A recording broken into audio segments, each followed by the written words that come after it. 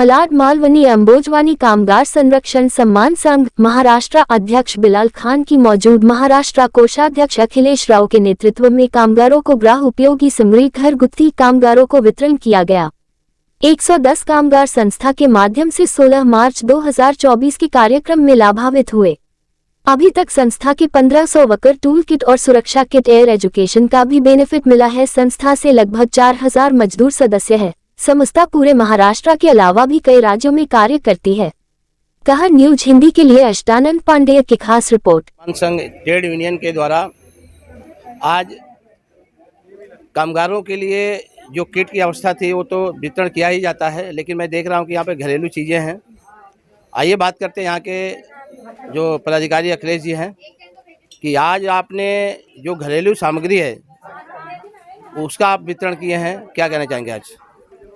आज मुझे बहुत खुशी हो रही है कि आज जो हमारे इधर जो कामगारों को, जो हमारा कामगार संरक्षण सम्मान संघ ट्रेड यूनियन है, हमारे यूनियन के अध्यक्ष बिलाल खान जी भी बैठे हैं साथ में। काफ़ी मतलब सहयोग रहा, योगदान रहा बिलाल भाई का।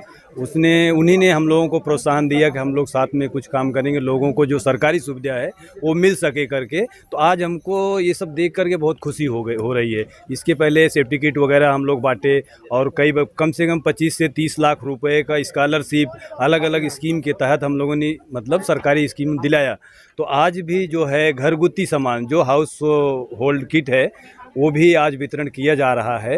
110 लोगों का मतलब आज है। अप्लाई तो बहुत किए थे, लेकिन अभी आचार संहिता लगने के कारण कम ही आया, तो क्योंकि जल्दी ख़त्म करना है, नहीं तो बहुत सारा हमारा ये था, अर्जी हमने डाला था। तो वो बोले कि असिस्टेंट जो कमिश्नर वो बोले कि नहीं आप इतना जल्दी से करवा दो, फिर हम जो है आगे आपका करेंगे। तो बहुत अच्छा लग रहा है हमको, और जो हमारे कामगार भी हैं वो भी उत्साहित हैं और सभी हमारे यूनियन के साथ में हैं, और उनको जो भी स्कॉलरशिप वगैरह है मिलता है स्कीम, वो भी हम दिलाने की कोशिश करेंगे। अभी आप लोगों ने सुना कि अखिलेश जी ने कहा कि हम लोग कामगारों के लिए किट वितरण किए थे, यानी कि आज घर गुत्थी सामग्री जो होता है, जो डेली यूज में आता है, उसका 110 लोगों का वितरण हुआ है। हमारे साथ में बिलाल खान जी जो पदाधिकारी। आइए बात करते हैं। सर, ये जो संस्था है तो कितने सालों से काम कर रहा है? काम है, और ट्रेड यूनियन भी 4 साल पहले रजिस्टर हुआ है, 3-4 साल पहले रजिस्टर हुआ है। और हमारा ऑब्जेक्टिव है कि लोगों के साथ उनके अधिकारों की सुरक्षा हो और काम के दौरान उनको सम्मान के साथ उनको ट्रीट किया जाए। आजकल ऐसा नहीं होता है, कामगारों को बहुत ही गुलामी से भी बदतर स्थिति में वो जीते हैं, काम करा लेते हैं और फिर पगार नहीं देते हैं। आप किसी भी नाके पे जाएं, बम्बई के सारे नाके मजदूरी चोरी के हॉटस्पॉट हैं। वहाँ पर कोई भी आपको, अगर आप नाके पे जाएंगे, आपको कोई भी ऐसा कामगार नहीं मिलेगा जिसकी मजदूरी चोरी नहीं हुई है। तो हम उनके सुरक्षा के लिए भी काम करते हैं। उनकी पगार, उनकी मजदूरी चोरी नहीं अगर हुई है तो उसको वापस कैसे दिलाएं। हमारी हेल्पलाइन भी है, लेबर लाइन के एक साथी संगठन, उनके माध्यम से हम लोग मदद करने की कोशिश करते हैं।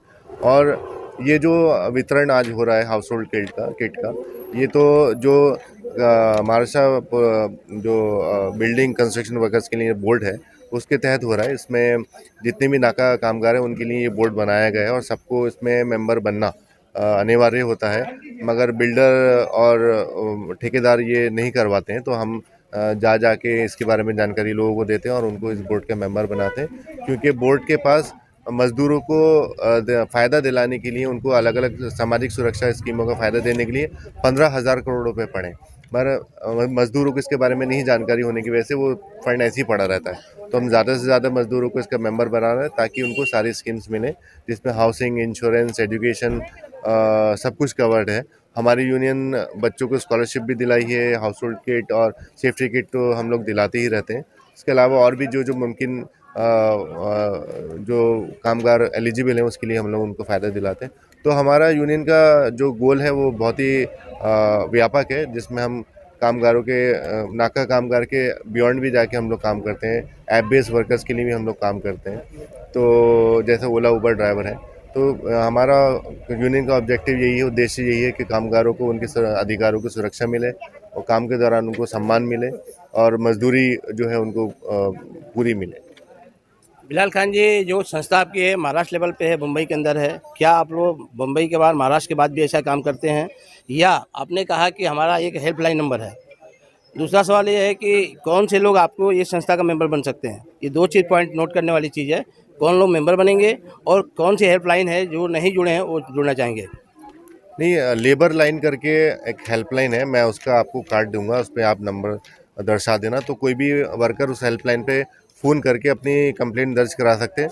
ये कंप्लेंट सिर्फ और सिर्फ इसके लिए है कि अगर किसी की मजदूरी मर गई है तो उसके लिए वो कंपनी कंप्लेंट दर्ज करा सकते हैं। और हमारी यूनियन राष्ट्रीय यूनियन करके रजिस्टर्ड है और हमारा काम बिहार में भी चलता है, वहाँ पर भी नाका कामगार और जो दिहाड़ी कामगार हैं उनके लिए हम लोग संगठित करते हैं। और कोई भी हमारे साथ, हमारी जनरल यूनियन है, कोई भी वर्कर हमारे साथ जुड़ सकता है। अभी के टाइम में हमारे पास 2 प्रकार के वर्कर हैं, एक नाका वर्कर और एक ऐप बेस्ड वर्कर, जो ओला, उबर, स्विगी, जोमेटो है, उनके लिए भी हमारा काम चल रहा है। धन्यवाद। बिलाल खान जी, आपने अभी आपने बिहार का नाम लिया, उत्तर प्रदेश का नाम। अक्सर कहा जाता है बिहार उत्तर प्रदेश एक लेबर का ये बहुत बड़ा लॉट है। जो बिल्डिंगें बनती हैं या जो रोडें बनती हैं उसमें सबसे ज़्यादा यूपी बिहार के वर्करों का योगदान होता है और उनके लिए ये काम करना ये आपके लिए बहुत बड़ी बात है। एक सवाल और करना चाहेंगे, आपको इस तरह की काम करने की प्रेरणा कहाँ से मिली? प्रेरणा तो हम लोग जब कॉलेज में थे, हम लोग पढ़ रहे थे, हमने गांधी जी के बारे में पढ़ा, हमने अम्बेडकर जी के बारे में पढ़ा, हमने मार्क्स के बारे में पढ़ा, ज्योतिबा जी के बारे में पढ़ा, फातिमा बहन के बारे में पढ़ा। सबके बारे में हमने जब इन सब रेवोल्यूशनरीज़ के बारे में पढ़ा तो हमें भी हमारे देश में इतने सारे रेवोल्यूशनरी क्रांतिकारी लोग हैं और तो हमारे प्रोफेसर भी बहुत हमें प्रेरित करते थे ये सब काम करने के लिए, तो उन सबसे हमें प्रेरणा मिली है। उन सबके प्रेरणा से ही हम लोग ये काम कर रहे हैं। अभी तक आपके संस्था में कितने वर्कर जुड़ चुके हैं और कितने लोगों को आपने ये सब चीज़ें दे दी है? हमारे पास अभी करीब 4000 मेंबर्स हैं जो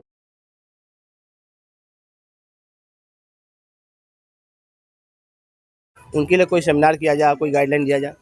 नहीं, इसमें क्या हमारे बहुत सारे सेमिनार करने की कोशिश रहती भी और हम लोग करते भी रहते हैं सरकार के साथ मिलके। अभी 28 तारीख को ही हमारा एक बड़ी कॉन्फ्रेंस है जिसमें हमने सरकार के लोगों को भी बुलाया है। इसमें हम ईएसआईसी की बात कर रहे हैं।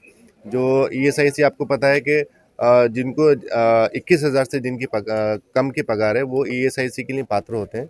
उसमें कामगार अगर बीमार पड़ जाता है तो उसका फ्री में सरकार इलाज करती है और साथ साथ जितने दिन वो काम पे नहीं जाते उसकी पगार देती हैं।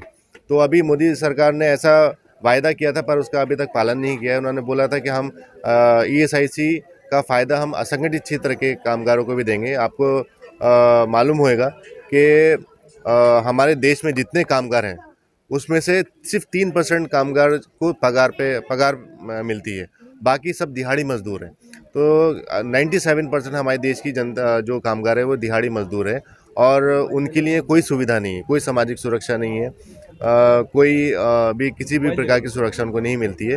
तो ईएसआईसी अगर उनके ऊपर लागू होता है तो उनके लिए बहुत फ़ायदेमंद होगा। इसको लेकर हमारी कॉन्फ्रेंस 28 तारीख को वेस्टर्न जोन की कॉन्फ्रेंस हो रही है जिसमें महाराष्ट्र, गोवा, गुजरात और राजस्थान के लोग आ रहे हैं। इसके अलावा हमारा बोर्ड के साथ भी बातचीत चलती रहती है। हमारा कहना ये है कि नाके पर सरकार को वहाँ पर प्रॉपर एक सिस्टम बनाना चाहिए कि जो भी मज़दूर को वहाँ से उठाया जा रहा है काम के लिए उसका डॉक्यूमेंटेशन हो, ताकि कल को अगर उसकी मजदूरी कोई मारता है तो वो मज़दूर जाके कंप्लेंट कर सके और अपनी पूरी मजदूरी ले सके। और सरकार को ये मालूम हो रहा है कि उनको पता है, हमने बहुत सारी उनको रिपोर्ट्स और सब जानकारी दी है कि बम्बई का हर नाका मजदूरी चोरी का हॉटस्पॉट है, एक केंद्र है। उसके बावजूद भी सरकार अगर एक्शन नहीं ले रही तो हम देख सकते हैं कि सरकार हमारे मजदूर वर्ग के लिए उनके कितने हित में कितना करती है। वो बोलते बहुत कुछ है पर करते कितना है ये अभी हमें दिख सकता है किसी भी नाके पे जाके। आप लोग एजुकेशन फील्ड में भी काम करते हैं, मुझे जानकारी मिला है, आपका नाम मेरे सामने आया था एक समय, मैंने भी अखिलेश जी को बताया भी। तो आज मालवनी के अंदर प्राइवेट स्कूल कम से कम 55-56 है। उस स्कूल के बच्चे के लिए जो गरीब तबके का है या जिसके माँ बाप नहीं है, जिसके माँ बाप हैं, तो क्या होता है कि गंभीर बीमारी से पीड़ित, जैसे मान लीजिए गंभीर बीमारी से कैंसर हो गया, पीड़ित होते हैं, वो अपने बच्चों को पढ़ा नहीं सकते हैं। ऐसे बच्चों के लिए आप लोगों ने कहीं किसी स्कूल के लिए हेल्प किया है? क्योंकि मेरे नॉलेज में शायद होली मदर में आप गए थे, वहाँ पे कुछ बच्चों के लिए हेल्प किया था आपने? नहीं, होली मदर में भी हमने मदद किया था, लॉकडाउन के दौरान काफ़ी मदद किया था, कुछ सामान भी बांटा था हमने, टैबलेट्स और ये सब चीज़ें भी बांटी थी। मगर शिक्षा का तो एक गंभीर मुद्दा है, सरकार को जितना बोलती है गरीब के साथ सबका विकास, मगर उसमें सब में गरीब लोग थोड़े कम पड़ जाते हैं, क्योंकि अगर आप देखें मालवनी में भी शायद एक या दो ही बीएमसी के स्कूल हैं, और आरटीई में ऐसा है कि सबको कंपलसरी एजुकेशन मिलना चाहिए। यहाँ पर बच्चों को स्कूल जाने के लिए पैसा खर्चा करना पड़ता है, पर आरटीई में क्या है कि फ्री में एजुकेशन मिलना चाहिए। मगर अगर कोई बच्चा स्कूल जाने के लिए पैसा खर्च करे गरीब परिवार का, तो वो फ्री एजुकेशन नहीं होती है। तो सरकार को चाहिए कि यहाँ पर जितनी बसेस की ज़रूरत है वो बसेस करें, ताकि ज़्यादा से ज़्यादा बच्चे स्कूल जा सकें। यहाँ पर एक तो गरीब परिवार से हैं, सब फर्स्ट जनरेशन लर्नर है, मतलब पहली पीढ़ी है जो पढ़ाई कर रही है, और उन पीढ़ी को प्रोत्साहित करने के लिए सरकार को चाहिए कि ऐसा माहौल बनाए कि ज़्यादा से ज़्यादा बच्चे स्कूल जाना शुरू करें। तो बसों की सुविधा करें, स्कूल ज़्यादा से ज़्यादा करें, ताकि प्राइवेट स्कूल में जाने के लिए मजबूर नहीं हो।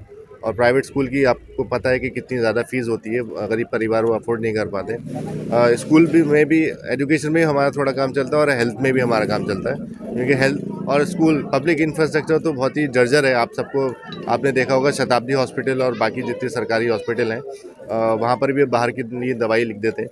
तो हमारा क्लिनिक भी हम लोग चलाते हैं, जिसमें 20 रुपये में मज़दूरों को दवाई देते हैं।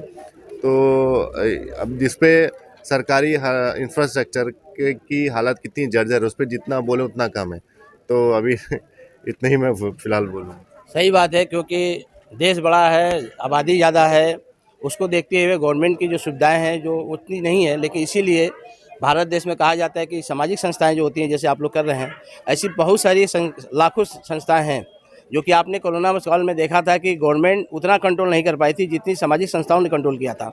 तो इसी का देन है कि भारत देश में एक दूसरे का हम मदद करते हैं, और शायद आज उसी का एक नतीजा है, एक नज़ारा है और उदाहरण है, दिख रहा है कि आप लोग एक सामाजिक संस्था के माध्यम से, जिसका नाम कामगार संरक्षण सम्मान संघ ट्रेड यूनियन मुंबई से हैं आप लोग। आप देख सकते हैं कि यहाँ पे घर गुत्थी सामग्री है। इसके पहले उन्होंने जो लेबर होते हैं उनके लिए किट वितरण किया गया था। आइए बात करते हैं, एक लाभार्थी हैं जो कि आज आपको क्या मिला है। आज हम लोग का एक कामगार आरक्षण की तरफ से ये सारे सामान, ये पूरे घर का टिफिन है, ये सब टाकी है, सब मिला है। कामगार यूनियन से हम लोग जुड़े हैं। आज सेठ के पास हम लोग काम करते हैं, सिविल लाइन का उतना सामान भी नहीं मिलता है और सेफ्टी भी नहीं मिलता है। उससे अच्छा हम लोग यूनियन से जुड़े हैं, कामगार आरक्षण से जुड़े, लेबर कार्ड बनवाए हैं, और उसके थ्रू हम लोग का ये सब सामान सेफ्टी भी मिलता है। पहले भी, इससे पहले हम लोग का पूरा सेफ्टी मिला था, इस बार भी अभी 1 साल हो रहा है सेफ्टी, ये सब सामान, सारा घर का सामान मिला। और बच्चे का स्कूल का भी फीस इसमें आता है, ये सब हम लोग का मिलता है। ये सेठ लोग नहीं बनवाते हैं, हम लोग लेबर कार्ड ये अपने सरकार के द्वारा यूनियन से जोड़ के लेबर कार्ड बनवाए हैं। मैं सभी भाई से रिक्वेस्ट करूंगा जो सिविल लाइन में काम करते हैं, बेगारी काम करते हैं, सभी लोग को ये कार्ड बनवाना चाहिए। आगे दिन भविष्य के लिए बहुत ये कार्ड अपने को फ़ायदे के लिए है। आज हम लोग बनवाए हैं, 2 साल है, 2 साल से हम लोग को फ़ायदा मिल रहा है। बच्चे लोग का स्कूल का भी पैसा आ रहा है और ये सामान भी मिल रहा है सेफ्टी का। तो यूनियन से जुड़िए, ये कार्ड बनवाइए, आप लोग से रिक्वेस्ट। ये अभी आप लोग के सामने ये सब सामान हम लोग को मिल रहा है, मेरे को मिल चुका, बाकी सब लोग लाइन में उधर लगे हैं, बैठे हैं, बाकी सब लोग को मिल रहा है। पांडे की रिपोर्ट करनी मुंबई।